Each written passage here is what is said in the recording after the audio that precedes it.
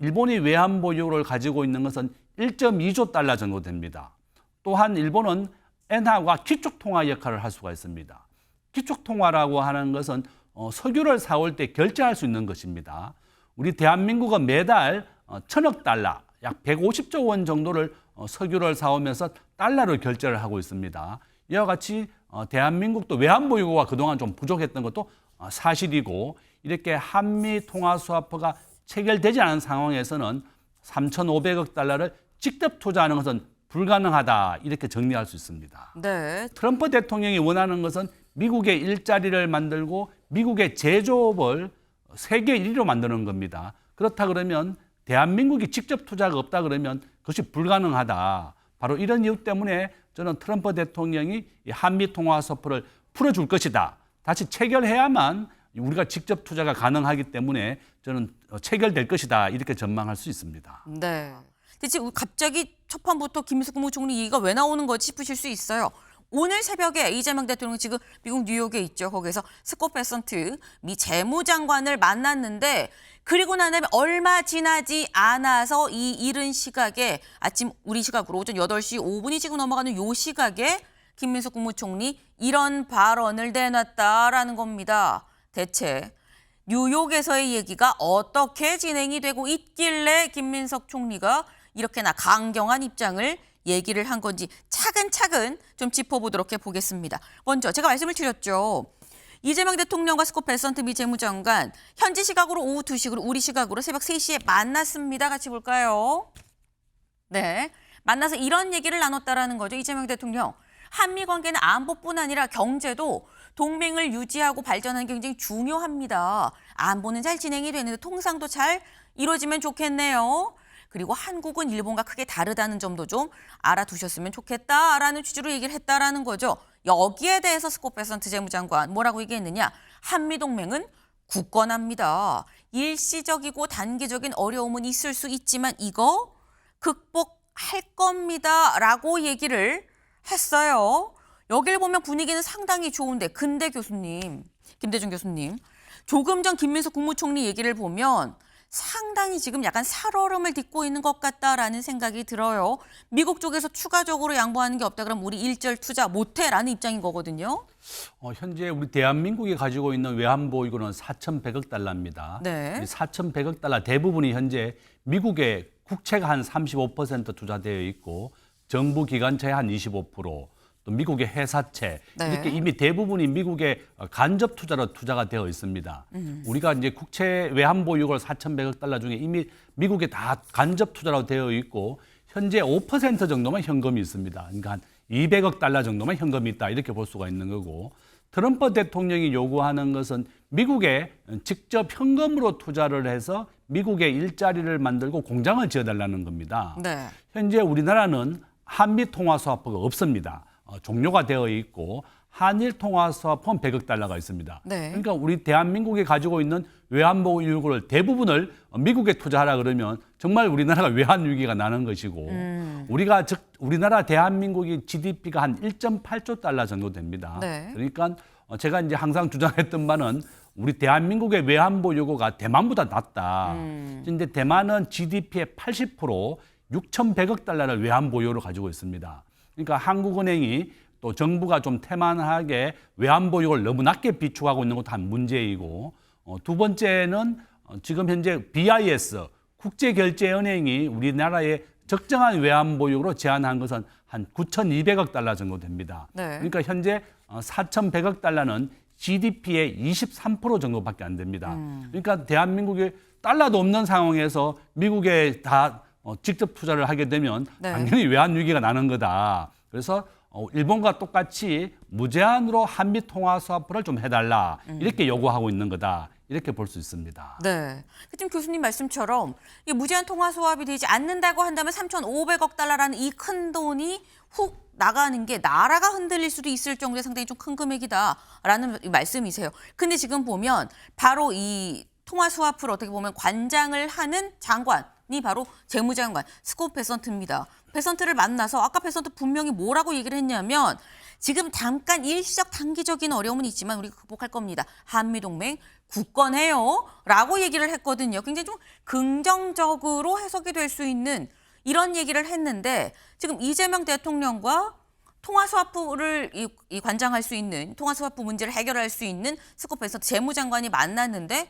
좋은 얘기를 한 걸로 알았는데 뒤이어서 지금 김민석 총리 얘기는 다 완전히 다른 방향의 시그널이거든요. 그런 얘기가 안 풀렸다는 얘기 아니냐라는 해석이 됩니다. 지금 현재 기축통화국인 일본은 전 세계 결제은행에서 기축통화 역할을 하고 있습니다. 일본 엔화는 한 4% 정도 결제가 되고 있고 네. IMF 기준으로 전 세계 국제 결제에서 달러가 한 70%, 유로화가 30%, 그다음에 파운드와 엔화, 위안화까지 이렇게 국제 결제에서 될 수가 있지만 우리 원화가 결제되는 비중은 0.1%고 세계 한 40위권입니다.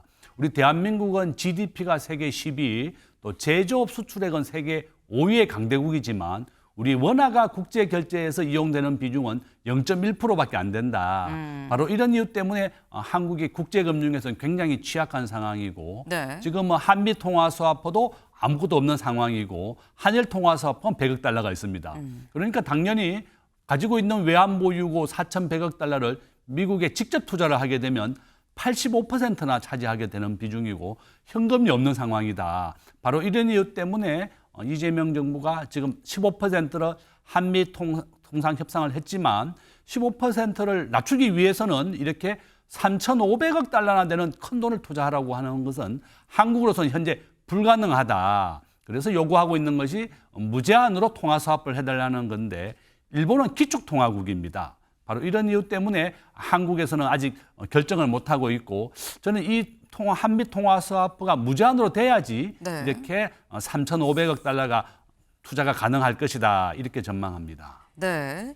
지금 말씀하신 이런 연유로 김민석 국무총리가 좀 단호한 입장을 제시할 수밖에 없는 거 아니겠느냐라는 건데 사실 중요한 건 지금 계속 여쭤보는 건 미국의 입장인 거예요. 미국에서는 왜 무제한 통화 스와프를 해주지 않으려고 하는 것이냐라는 점과 함께 우리 입장에서는 우리는 지금 말씀하신 것처럼 굉장히 어렵다. 만약에 이걸 그냥 무제한 통화 스왑이 없는 상태로 한다 그러면 이건 나라가 흔들릴 수 있는데 우리는 못한다라는 입장을 분명 이재명 대통령도 아까 이렇게 얘기를 했죠.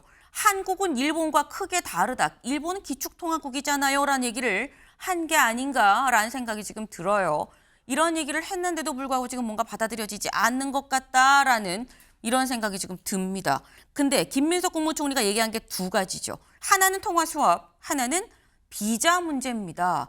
근데 교수님, 비자 문제는 트럼프 대통령이 공개적으로 얘기를 한 게 이건 뭐 잘 해결될 수 있도록 해보겠다라고 여러 번에 걸쳐서 얘기를 했었거든요.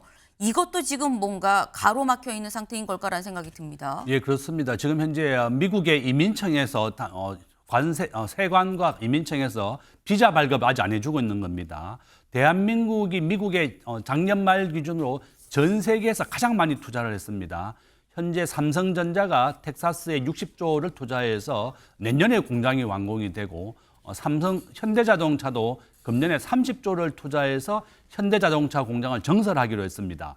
이번에 체포가 됐던 300명이 바로 현대자동차와 LG엔손의 배터리 공장이었는데 이렇게 대한민국 국민들이 미국에 공장을 지어주러 갔는데 워킹 비자가 아니라 방문 비자로서 일을 했기 때문에 이렇게 체포를 했다고 그럽니다. 현재 워킹 비자를 발급해주고 있는 호주 같은 경우에는 10,000명 이상의 이제 비자 발급을 해줬는데 보통 이렇게 워킹 비자를 발급해 주는데 6개월에서 1년 정도 걸립니다. 이렇게 대한민국이 미국에 공장을 지어주러 갔으면 좀 빨리 비자 발급을 해줘야 되는데 6개월이라든지 1년의 시간이 걸린다 그러면 너무 타이밍을 놓치기 때문에 기업들이 한 방문 비자로 갔던 것이 바로 문제가 됐었다. 결론은 트럼프 대통령이 미국에 대해서 직접 투자를 계속 요구한 것만큼은 빨리 워킹 비자를 문제를 해결해 줘야만 대한민국이 투자를 할 수가 있다. 이렇게 볼 수 있습니다. 네. 지금 말씀하신 것처럼 비자 문제 상당히 좀 중요한 문제죠. 근데 이게 지금 사실 풀리지 않아서 이 조지아주의 이 한국인 근로자 대거 구금 사태까지 빚어졌었는데 그래서 트럼프 대통령이 얘기를 했었던 게 이거 우리가 해결해 주겠다. 심지어 구금됐었던 한국인 근로자들 나올 때 그냥 가지 말고 여기서 좀 일해요 라고까지 한 번 더 잡았었던 트럼프 대통령인데 지금 김민석 국무총리 얘기는 비자 문제 해결될 때까지 미국 투자 없다. 통화 스와프 없으면 3,500억 달러 투자 힘들다 라고 얘기를 했다라는 건 사실 두 가지로 해석이 될 수도 있어요, 교수님. 첫째는 비자 문제도 안 되고 통화 스와프도 안 된다라고 해석을 할 수도 있고, 두 번째는 통화 스와프 문제가 안 풀리면 비자 문제가 해결이 돼도 연동해서 우리는 같이 좀 문제를 볼 수 있어요. 라는 취지로도 해석을 할 수 있거든요. 뭐가 맞다고 보십니까? 두 개 다가 연동됐다고 봅니다. 일단 대한민국이 전 세계에서 가장 많이 미국에 직접 투자를 했고 대한민국은 제조업으로는 세계 5위의 강대국입니다. 미국에 가장 많이 수출하는 것이 바로 자동차와 자동차 부품, 석유화학, 반도체 이런 순서이고 현재 미국의 조선소라든지 방위산업에 대해서 한국과 미국이 굉장히 협력을 많이 하고 있습니다. 이미 하나가 필리조선소를 인수해서 미국 국민들을 교육을 시키고 있습니다. 미국에서는 제조업에 투입될 인재가 없기 때문에 대한민국 국민들이 가서 이렇게 공장을 지어줬던 것이다.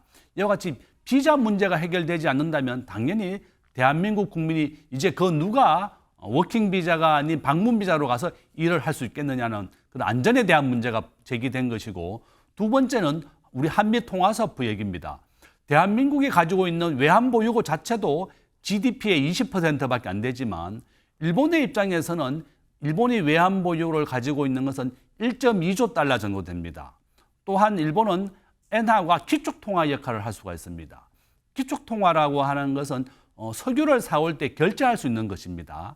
우리 대한민국은 매달 1,000억 달러, 약 150조 원 정도를 석유를 사오면서 달러로 결제를 하고 있습니다. 이와 같이 대한민국도 외환보유고가 그동안 좀 부족했던 것도 사실이고, 이렇게 한미 통화 스와프가 체결되지 않은 상황에서는 3,500억 달러를 직접 투자하는 것은 불가능하다, 이렇게 정리할 수 있습니다. 네, 지금 사실 비자 문제도 그렇고 통화 스와프 문제도 그렇고 이게 쉽게 해결될 수도 없고 굉장히 좀 중요한 문제긴 합니다. 하지만 꼭 풀고 넘어가야 될 문제이기도 한데 중요한 건 이 얘기를 김민석 총리가 지금 한 이 시점이 불과 몇 시간 전에 이재명 대통령과 스콧 베선트 재무장관이 만난 직후에 나온 얘기다라는 부분인 거겠죠. 사실 이재명 대통령과 이 베선트 장관이 만나고 난 다음에 김용범 실장이 기자들의 질문은 자동차 관세 문제 관련해서 좀 질문이 있었어요. 근데 여기에 대해서 이렇게 얘기를 합니다. 요 얘기 잠깐 들어보고 오시죠. 이번 면담에서 자동차 관세 문제가 언급이 됐는지, 그리고 이번에 재무장관 면담이 향후 협상 과정에서 얼마만큼의 그런 진전을 가지고 올 수 있는지.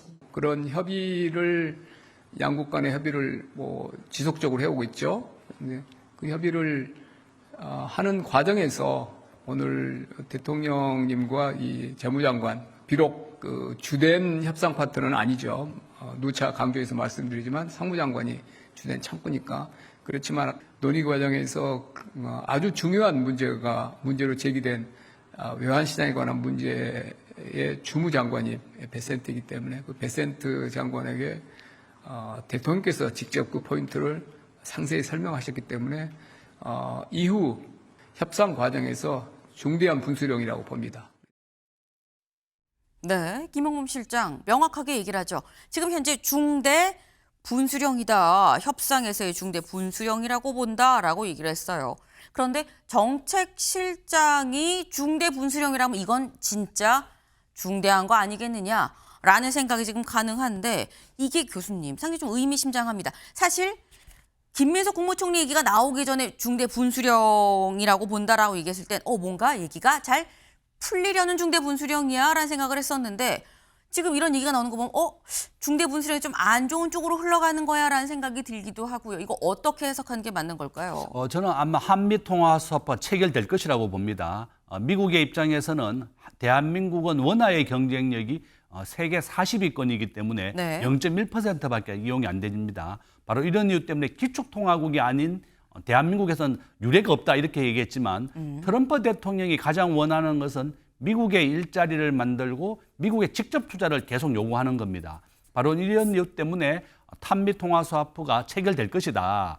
저는 한 4천억 달러 이상 또 무제한으로 한다면 가장 우리 원화 환율이 안정이 될 것인데요. 현재 우리나라 원화 환율은 84% 확률로 계속 우상향 중에 있습니다.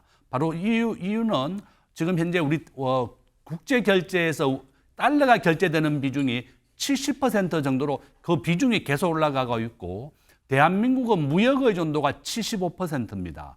전 세계에서 두 번째로 높은데요. 이와 같이 한국은 교역으로 먹고 사는 나라다.